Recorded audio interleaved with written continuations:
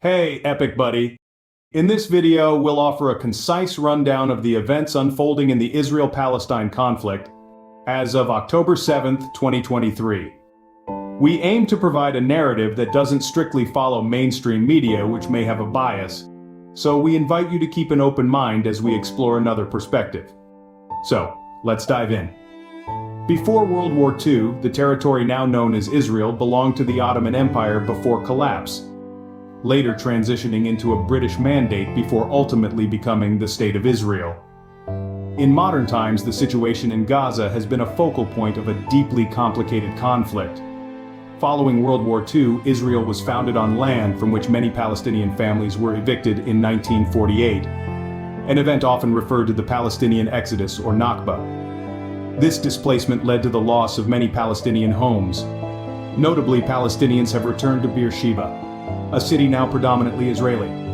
This event signifies their wish to regain their ancestral land.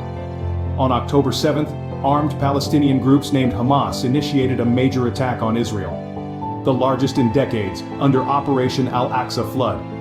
The offensive took Israeli checkpoints and neighborhoods by storm through a coordinated land, air, and sea campaign, securing areas up to 24 kilometers from the Gaza border. Regrettably, this conflict claimed the lives of over 900 Israelis and resulted in both civilian and military hostages taken by Palestinian fighters. Palestinians argue their actions were in self-defense, just as Israel argues that their actions are in self-defense. Gaza has been under an Israeli military blockade for over 16 years, often described as the world's largest open-air prison. This blockade has severely impacted the lives of over 2 million Palestinians, many of whom are refugees. The recent Palestinian attack represents the most significant assault on Israel since the wars of 1973. This attack was preceded by escalations involving Israeli settlers at the Al-Aqsa Mosque and increased violence against Palestinians in 2023. To gain a broader perspective on the situation, it's essential to appreciate the religious and historical significance of the Al-Aqsa Mosque, especially within the Muslim community. This ancient mosque, known as Masjid al-Aqsa or Al-Quds, holds the distinction of being the second oldest mosque globally. Furthermore, it initially served as the first point Qibla for Muslim prayers before the Kaaba in Mecca. The Prophet Muhammad's recognition of the mosque's importance emphasized it as one of the 3 holy cities that Muslims should aim to visit for religious pilgrimage. This recognition elevates the Al-Aqsa Mosque to a position of incredible esteem within the Islamic faith. This is why, when issues involving the Al-Aqsa Mosque arise, such as the recent tensions caused by Israeli settlers, it transcends being just a local or political problem. These incidents deeply resonate within the global Muslim community, given the mosque's historical and religious significance. Consequently, actions perceived as disrespectful or invasive towards this sacred site can exacerbate already strained relations and intensify the conflict, extending its repercussions far beyond the boundaries of Israel and Palestine.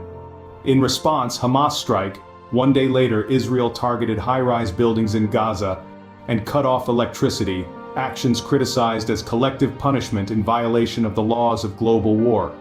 Tragically, more than 1,400 Palestinian civilians have also lost their lives since the war began 3 days.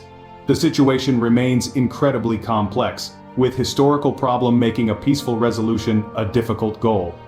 As we conclusion, let's consider the words of Noam Chomsky. Settler colonial societies in which the settlers came in essentially eliminated the native population, also driven by religious principles, very religious groups driven by Christian Zionism. Those are major cultural factors. There are also significant geostrategic factors.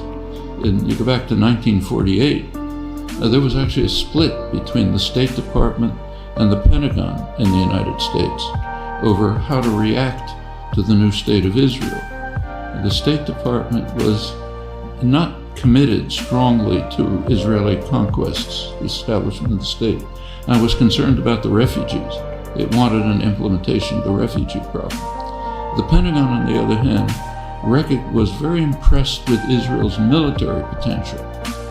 The Israeli military successes, 1967 is when the current relations with Israel were pretty much established.